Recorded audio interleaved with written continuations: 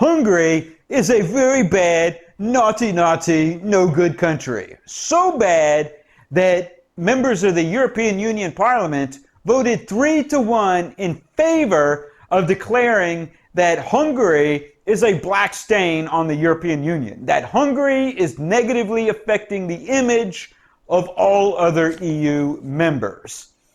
Now, 433 members of the European Union Parliament voted on this. 123 voted against, 28 abstained. There's over 100 other EU members that aren't recorded on the list. I guess whenever the EU votes, a huge chunk is always absent. I don't know. The mainline media in Europe and North America, their big takeaway is that the European Union Parliament voted to declare the Hungarian government as less than a full democracy. The actual purpose of this is much more complicated, but I can guarantee that virtually no one in the mainline media has even read this resolution, because none of the websites of the mainline media anywhere link to the text of the resolution. I had to go to the European Union website, dig and dig and dig and dig. I finally found it. It's 40 pages long. It's just this vast encyclopedia of everything they could possibly think of to attack Hungary over. Now, the resolution itself says that the purpose is to invoke Article 7 sanctions. I've done many videos in the past about Article 7 sanctions.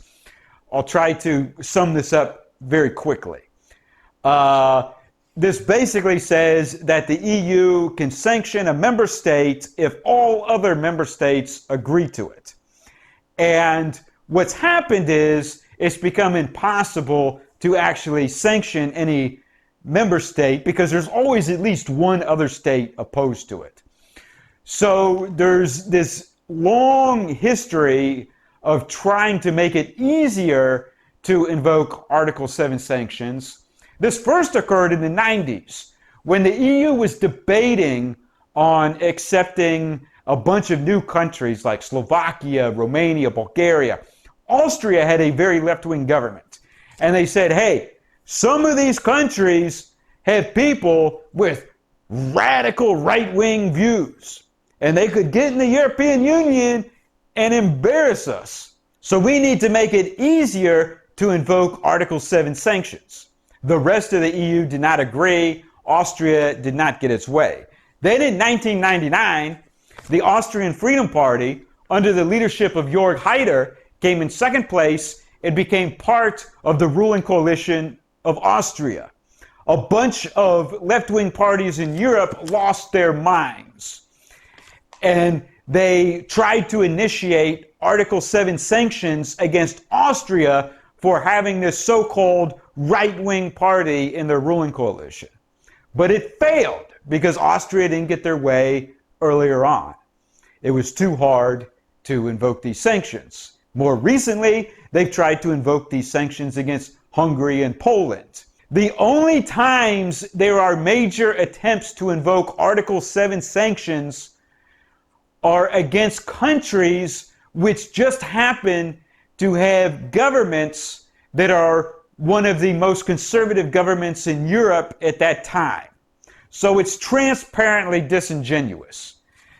It's just a continuation of trying to get sanctions against whatever government is the most conservative.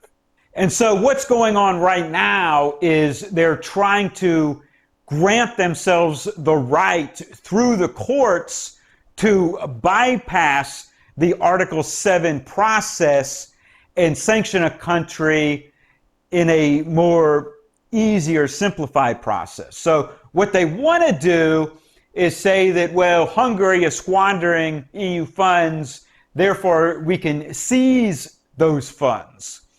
So the purpose of this resolution is to seize Hungary's share of the EU COVID-19 funds, which Hungary still has $7.5 billion coming. The European Union has recommended suspending 7.5 billion euros in funds to Hungary over corruption allegations. Hungarian Prime Minister Viktor Orban is accused of mismanaging EU funds. For more, let's cross over to DW correspondent Terry Schultz in Brussels. The allegations against Prime Minister Orban on corruption specifically are definitely not new. In fact, the EU's anti-fraud office investigated how Hungary spent EU funds from 2015 to 2019 and found that 4% of that money had irregularities tied to its spending.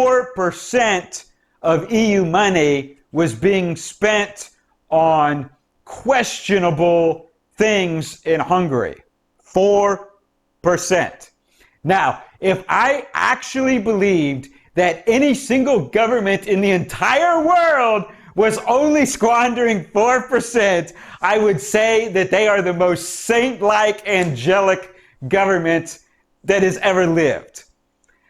I guarantee that no member of the EU is squandering only 4%. They're all squandering far higher percentages of that.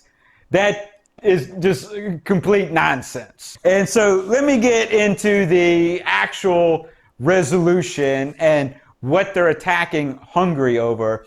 So the very first thing in the resolution, it says that Hungary blocked the most extreme anti-Russian proposals that came up before the European Council.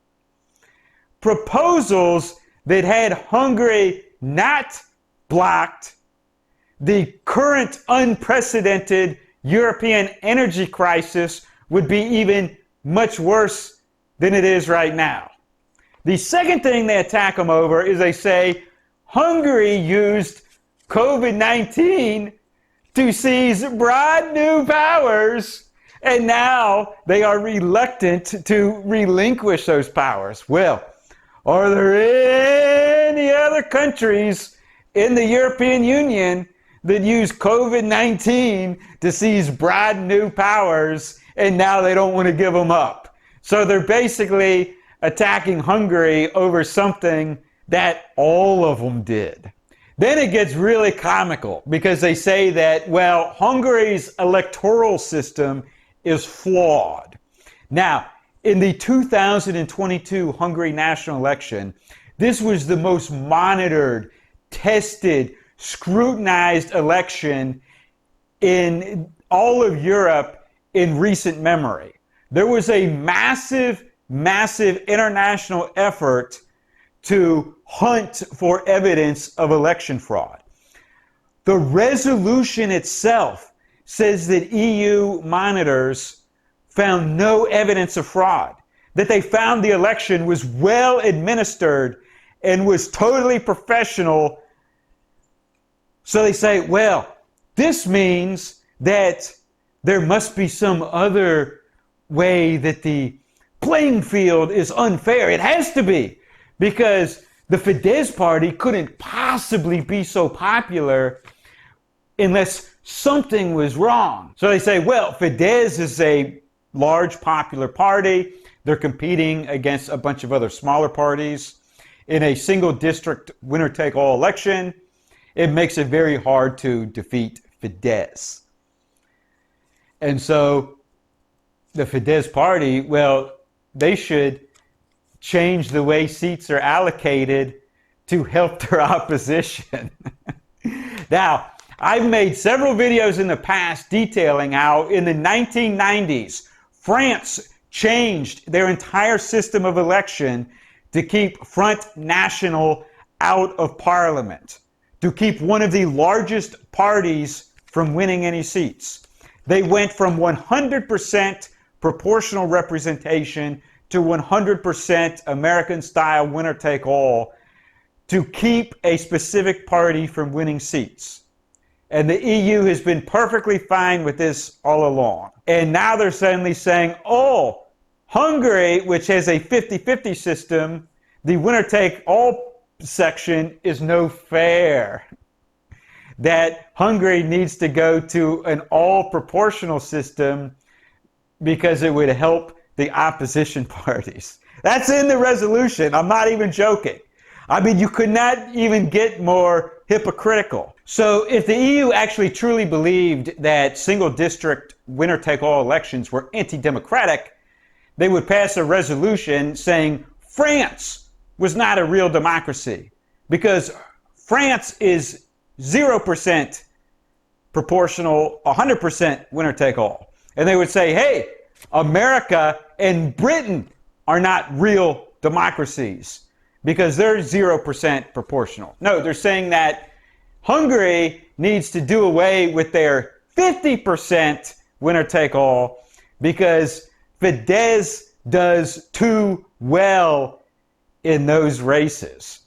Then there's a huge part of the resolution that is complicated nuances about the Hungarian judiciary. They're also doing the same thing with Poland and to a lesser degree, a little bit with Romania. Essentially, the European Union has all these rules about how each member's judiciary is supposed to work. The problem is each member country has a completely different judiciary, but they're only scrutinizing the judiciary in the countries with the most conservative governments. This is just a reoccurring trend. And then they say, oh, Hungary has corruption. And then they list the most absolutely generic things. They say, oh, well, Hungary has lobbyists. Hungary has nepotism, clientelism, what do they call it? Favoritism. As if all the other members of the EU didn't have the exact same things.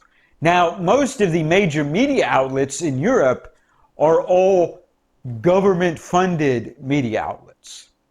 And in Western Europe and Scandinavia, they're extremely left-wing. But it's only state-funded media in Hungary that's a problem. That there's no balance in Hungary's state-funded media. It's too conservative. They need to bring on new voices and show both sides of the argument. They don't say that for Germany and Sweden and a bunch of other countries that have extremely left-wing state-funded media. So once again, it's just dripping with hypocrisy. Now, the next part is about Hungary's anti-pedophilia law. Hungary passed a law that says you can't give sexual materials about transsexual and homosexual lifestyles to young school children, and you can't target them in advertising and the media. Activists can't give materials to people under 18. That if you want to give out materials promoting homosexuality and transsexuality, you have to give it to people who are 18 or older. And so that's obviously very, very naughty and bad. And then it goes into a big thing about open borders and so-called asylum seekers. And Hungary is very, very naughty because they don't want to take their so-called fair share of third world economic migrants who are simply seeking a superior lifestyle. As I've made many, many videos before, the whole migrant thing, the whole refugee thing is a total fraud. That most of the people coming in are young males from middle-class families in their native countries who are simply seeking either a more luxurious lifestyle, if not a complete free ride on welfare. And Hungary is supposedly doing some very naughty, naughty things. They built a fence and they're using law enforcement to keep people from illegally crossing from Serbia into Hungary, people from countries such as Somalia and Bangladesh and whatnot. Ironically, the resolution could be interpreted as being very anti-Serbia, because it says that since Hungary is trying to prevent economic migrants from illegally crossing from Serbia into Hungary by using a fence and police, then they could be forcing these migrants to stay in a dangerous country. So it essentially classifies Serbia as a dangerous country, like they're part of the third world. Then there's a whole thing about how, the Hungarian government gives preferential treatment to the native religion, Christianity. They're not teaching school children about how great Islam is. And the Hungarian government continues to promote traditional gender roles. And they classify marriage as a biological male and a biological female, which is somehow very, very naughty. Now, there's this whole thing about how Hungary is suppressing freedom of speech because the anti-pedophilia law prevents homosexual and transsexual activists from giving materials to people who are under the age of 18. Yet at the same time, Hungary has so much free speech that they need to have laws suppressing speech and to actually criminalize and prosecute people for things that they say. Hungary needs hate speech laws, and they need to crack down on free speech when it comes to people talking about immigration, but they need to broadly expand free speech when it comes to homosexual and transsexual issues. So obviously this is extremely hypocritical and extremely transparently disingenuous. Then it talks about the Gypsy community. Like I said, it's like 40 pages. They just lay it on. The Gypsy community is getting a lack of free stuff. That Hungary needs to do much more to give benefits to the Gypsy community. And the Gypsy school children have a huge academic gap with other kids. Well, not one single member of the European Parliament who voted in favor of this resolution lives in a country where there is no gap between Gypsy children and other children. In the countries that have the largest Gypsy communities, like Romania and Bulgaria, there's whole communities that refuse to even send their kids to school, even elementary school. The governments are constantly fighting with the Gypsies just to send their kids to public school. So this is about as disingenuous as it gets. Then, just to pile it on more, it says that Hungarian public schools are too strict. Hungary needs to relax the discipline in their public schools. They're too strict. I'm not even joking. That's actually in the resolution. All right, if you're still watching this, you're a true fan. This video is probably longer than I had hoped. I really wanted to keep it under 10 minutes, but I shaved off as much as I could. And if you thought the video quality was inferior to what it normally looks, well, that's because my main camera fell and broke, and I couldn't use it. So the camera I'm using is an old camera that I dug out of the garage. Fortunately, it still worked. If you want to help me buy a replacement for this, you can support me on Subscribestar or Patreon. I'll have links in the description below. And to the people who have been supporting me, thank you very much. And please support the website National Conservative. I'll have a link in the description below. And also please subscribe to my backup channels on BitChute and Odyssey. All right, click the like button, post a comment below, tell me what you think about this, and click the subscribe button. New video every few days.